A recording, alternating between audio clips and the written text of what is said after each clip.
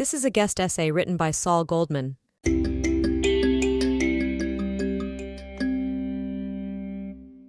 In 1839, British author Edward Bulwer Lytton wrote a play entitled Conspiracy about Cardinal Richelieu, whose line in Act 2, Scene 2 is incredibly prescient of our present war. Beneath the rule of men entirely great, the pen is mightier than the sword. As we all know, the pen, or the writer behind the pen, is often a liar. Lies have always constituted the first strike against Jews. Usually lying begins in the church or mosque. The enemy of truth is dogma, an intellectual laziness prohibiting people from thinking clearly. And dogma, we must always remember, is the foundation of Islam and Christianity. There was a sermon, or even a papal encyclical about the perfidious Jews. It reminded people that Jews were avaricious, extremely greedy, and deicidal, the killer of God.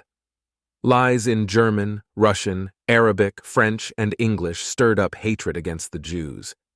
Throughout the world, people today are expressing sympathy with murderers and liars, or should I say, liars and murderers, because violence is conceived in the lie. There are huge demonstrations intended to intimidate and bully us. Hundreds of thousands of Americans, Brits, Australians, and French marching through cities echoing the Palestinian chant meant to drive Jews from Israel. The lies have another purpose as well. They are intended for the ignorant and the feeble-minded. They are also intended to isolate Jews from their fellow neighbors and citizens. And they are intended to influence Western politicians who care more about their polling results than about the way of life they were elected to defend. We should remember Nazi Joseph Goebbels' words that if a lie is repeated often enough, it becomes the truth. This psychological fact is, in a more benign sense, the basis of advertising and sales. In a malign way, it is propaganda capable of instilling fear and rage. The anti-Semite is a bully who hides in crowds. He relies upon centuries of brainwashing people to accept the untrue as truth. Thus, when they claim that the poor Palestinians were the indigenous residents of our land and that land was stolen by the Jews, it resonates to centuries of the essential lie. Facts are irrelevant. Indigenous, of course, means a people that existed in a land from the earliest times and before the arrival of the colonists. Well, to the simple-minded who have no clue about history, we could say that these indigenous peoples, like the Canaanites or Hittites, are now extinct, and the colonists were the Muslim hordes from Arabia and later the Ottomans. But bullies are driven by hate rather than curiosity, and if hate speech is repeated effectively, it is heard by politicians who themselves care little about facts. Throughout the world, politicians and intellectuals are becoming the useful idiots manipulated by the kingdom of ignorance and death, the very negation of all our Western values and aspirations. Humanity has often encountered threats, the barbarians, the medieval church, and the Nazis, to name a few. But it found the strength and courage to resist. The Reformation and Enlightenment, the call for liberty and equal rights. And when need be, people stood up and fought back in places like Omaha Beach and Guadalcanal. It was not about what the bad guys said that really counted. It was what the good guys did that mattered. Back in 1940, the good guys were surrounded and alone. Winston Churchill, referring to his Royal Air Force, once said, "Never before in the history of human conflict have so many owed so much to so few." Today, we Israelis and Jews in the diaspora who stand with us constitute a lonely band of brothers and sisters. The valiant few are no longer the British. Neither are they the kind of brave Americans who, when surrounded on Wake Island and asked what they needed, answered, "Send us more Japs." The Allied powers defeated Germany in combat as well as in argument. Germany was defeated because it was wrong and evil. There was little ambiguity. Perhaps nowadays what we lack most is the kind of clarity that the Americans had when facing Germany.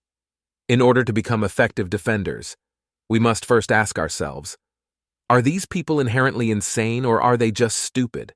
Who in their right mind wants a Palestinian state that is governed by murderers? Unless, of course, those murderers intend to murder Jews. Are they crazy or are they evil? And can the two be differentiated? In Robert Waite's biography of Adolf Hitler titled The Psychopathic God, he described a severely stunted and paranoid personality. a total failure in every endeavor he attempted, yet a great success in attracting the loyalty of many other pathological types. A continuum exists between insanity and sin. The sinner murders others, the insane individual kills himself. At the end of Hitler's reign, he had succeeded in murdering millions and killing himself. It is impossible to interview Hamas leadership. Any psychological investigation would be purely historical, anecdotal. But there are telltale signs of insanity. Like Hitler, Palestinian leaders Yahya Sinwar, Mahmoud Abbas, and Yasser Arafat have little compunction about murdering their own people. They are encouraged to be martyrs, a code word for kamikaze. While the IDF has been tasked with standing up to this masked bully in a keffiyeh, a Palestinian scarf, how will Jews in the diaspora stand up to the masked bullies marching down the streets of the cities they once believed were home? Our situation is further complicated by the fact that both disorders, the moral and the medical, are contagious. In his study of mass psychosis, Gustave Le Bon wrote that there are several characteristics of crowd psychology, such as impulsiveness, irritability, incapacity to reason, the absence of judgment or critical thinking, and the exaggeration of sentiments.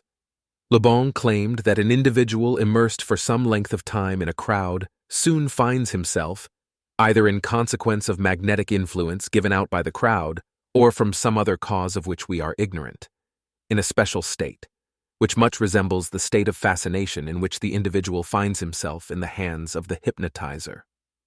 When we look at the young, pro-Palestinian demonstrators, it is easy to see the look on the faces reminiscent of those treated by German physician Anton Mesmer.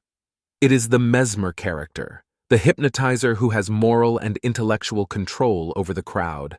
The intellectual, the journalist, or the politician who hates Jews has the capacity to motivate an entire nation, unless we fight back. I have often thought that the intellectual basis of evil begins in dogmatic thinking, the attitude that one idea is the right one, even divine.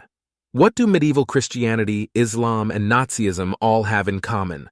They thrived upon dogma and punished dissent via auto da fe, death by burning, excommunication, or murder. The war against the Jews has been going on for centuries.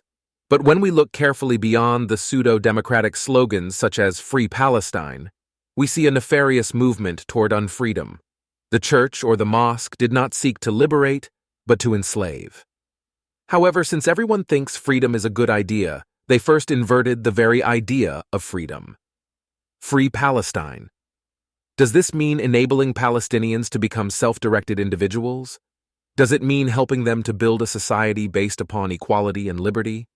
Or does it really mean creating a culture of unfreedom, wherein people are chained to the medieval ideas and dogmas of a failed civilization? What kind of freedom is based upon the murder of another? Eventually, intelligent Germans realized that Nazism was not about Germany. It was about Hitler. Again, in the words of Edward Bulwer-Lytton, they, these demagogues, are the arch-enchanters, taking sorcery from the master hand to paralyze the Caesars, and to strike the loud earth breathless. Take away the sword. States can be saved or established without it.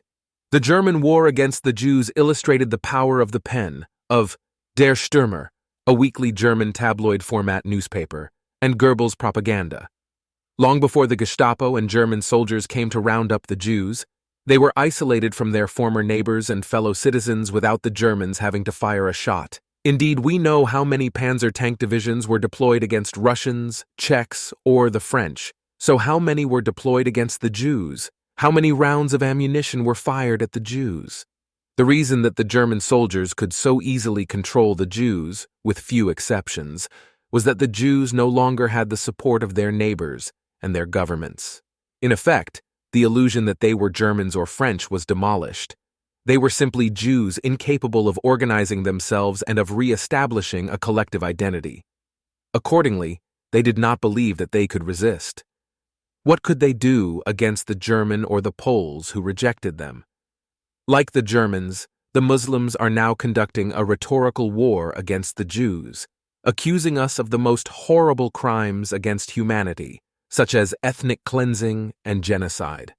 And as we see, The useful idiots who cannot tell us what river and what sea the Muslims are referring to scream almost in unison with the ecstatic millions, chanting Sieg Heil, the Nazi salute. The fact is that the pen is mightier than the sword, and perhaps now we are forced to fight with our sword because over the last decades we refused to fight with our pens. Even when freedom of speech was sacrosanct in America, and while our enemies were reinvigorating old canards, we remained smugly silent or uttered vapid circumlocutions about Western values and tolerance. In every utterance, we linked anti-Semitism to Islamophobia in an utterly silly way. By doing this, we undermine our own position, we belittle our plight. We indeed have much to fear from Islamic warriors and their passive-aggressive accomplices. What we know to be true in sports and in battle, that the best defense is offense, is also true in debate. Words are truly powerful. They can motivate, console, and even heal, but they can also mobilize. Just think of how Churchill mobilized the English language and sent it to war. If we truly believe in our own rights, including our right to speak freely, then we must defend them, and we defend these rights by speaking freely about our enemy. Combat, as Churchill demonstrated when he took over as Prime Minister in 1940, begins in rhetoric or polemic. The Greek polemos means war. The IDF is fighting bravely, but many Jews in the diaspora have yet to fight, and we are already surrounded. U.S. President Joe Biden and so many European politicians have betrayed not only the Jews, but those very biblical and Judaic values America's founding fathers set down as the American raison d'etre, a reason or purpose for living. Liberal Europe has sided with extremist Islam and a Palestinian population of fellow travelers. The West faces a terrible war. But in the final analysis, it is not the war that is immoral. Throughout history, men and women were called upon to resist evil. Perhaps we can win this war, but that depends upon having learned the lessons of history. The tragedy would not be that we fight. It would be that we allow evil to triumph for the sake of peace.